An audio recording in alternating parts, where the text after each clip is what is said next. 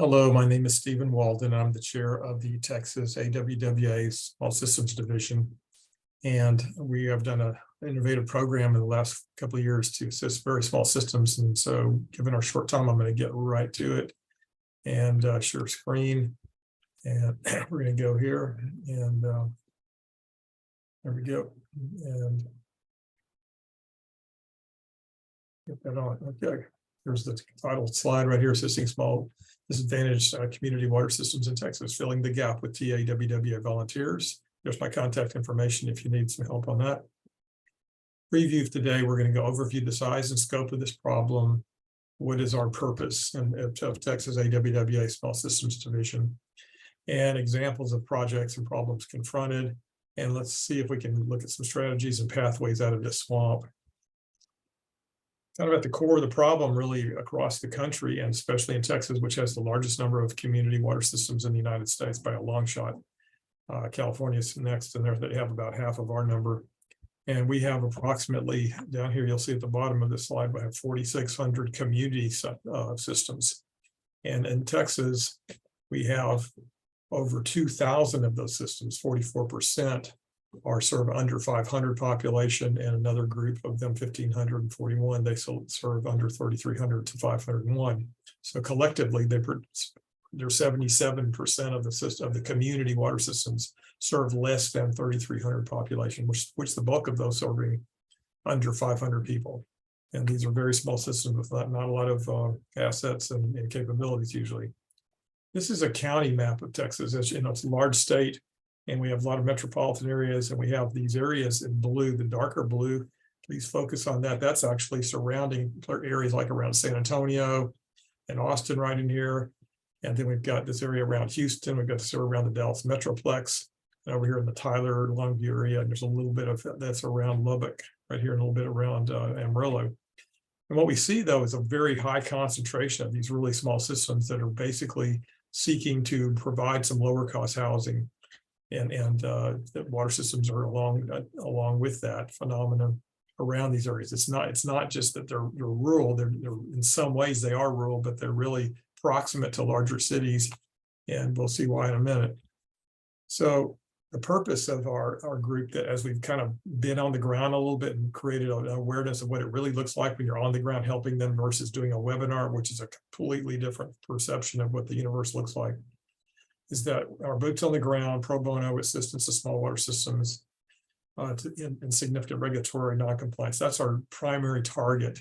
And what we've found as for working with them is that we give these communities hope.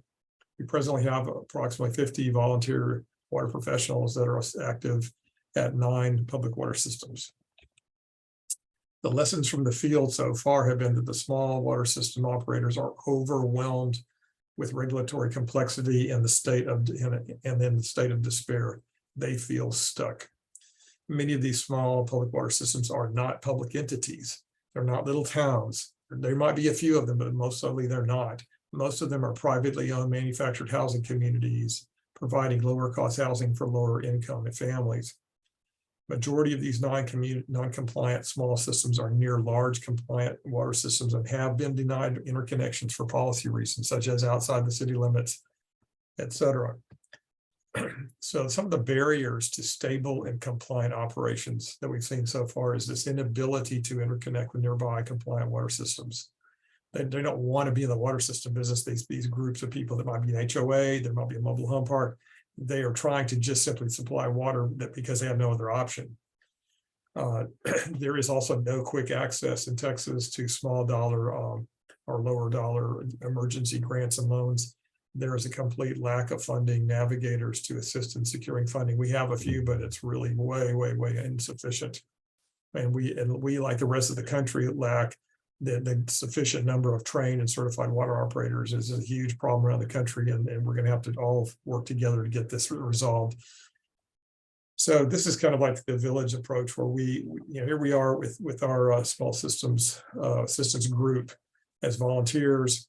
We generally take our input from in Texas. We have a Texas Water Infrastructure Coordinating Committee, and this represents all the funding agencies, state and federal. and they meet together every 2 months, and they send projects to us. Like, people are just complete, they hear about systems that are have appliance orders, for example, and have done nothing. So they send it to us and say, can you get them if you can possibly get them unstuck. We're not proposing to be their engineer of record in all cases. We're simply trying to get them unstuck and let them agree, take their anxiety level and give them some hope. And then we work often with TCQ. We get some feedback of projects from our own membership of Texas AWWI, just other sources, might be rural water, might be other entities. And the TCQ's Water Supply Division and their Small Business Assistance Program and their enforcement programs also interrelate with us quite a bit. We work very, very heavily with Communities Unlimited and Texas Rural Water Association on these exact projects.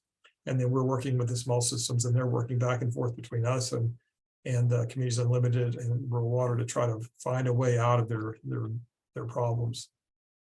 Examples of problems that they confront have been things like just the number one problem is to help them to overcome their anxiety of they just shut down their entire thinking brain, and whenever we get on site in person, they actually are thrilled that we are listening to them. They see that we care, and then they slowly agree that to kind of get on the road to do something. And if they will allow us, there is a lot of help out there.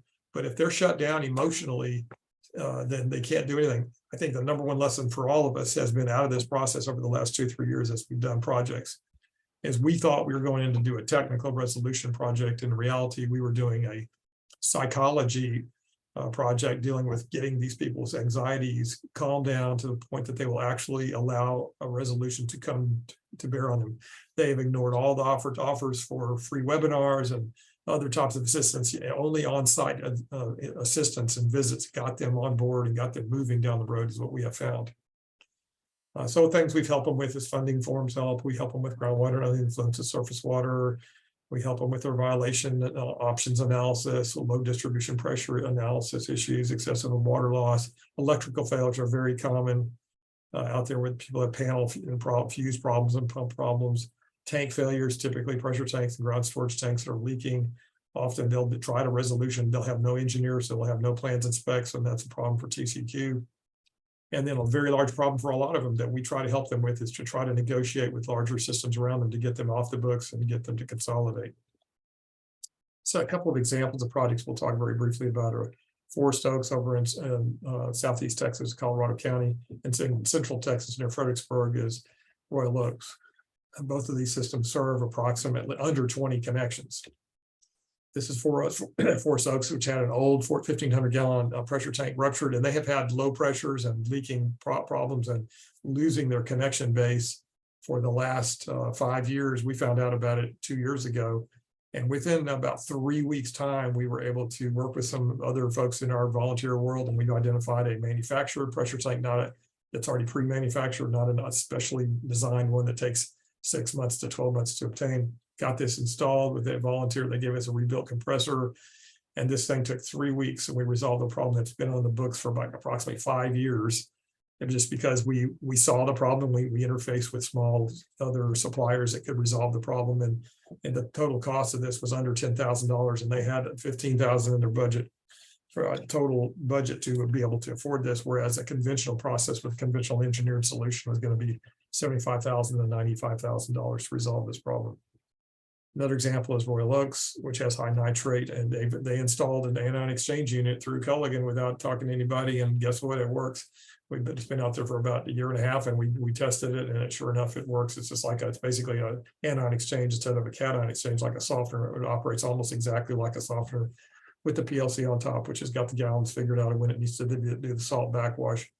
And it's been working pretty well. It takes the 10 to 12 milligrams per liter nitrate and takes it down to about 2. And so we're still kind of working through some approval processes through TCQ on this thing. And here's some of the housing that's out there at the Royal Oaks, where they basically have kind of construction worker type folks and other lower income type folks that are living in these houses around there. And it's not bad housing, actually. And were they not there would be no place for these people who could simply not afford to live in the Fredericksburg community where they're servicing, because that's become too expensive.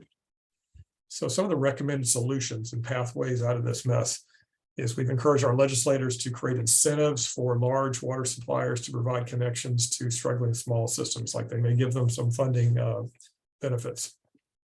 Encouraged our Texas Water Development Board to aggressively promote and prioritize drinking water SRF funds towards regionalization efforts, to encourage the Water Development Board to maximize their technical assistance set aside funds to the Texas Rural Water Association and Communities Unlimited to create many more boots on the ground to assess and assist these over 2,000 very small systems to navigate towards regional interconnections or compliance, and to create state funding for rapid small dollar grants and loans for very small systems for consolidations or construction and repair.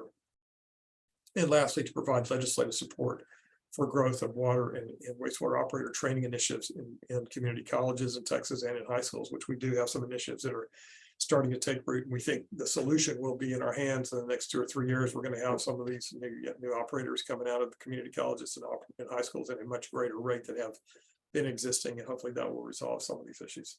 So I'll stay put, and we'll see you for your questions in a little bit.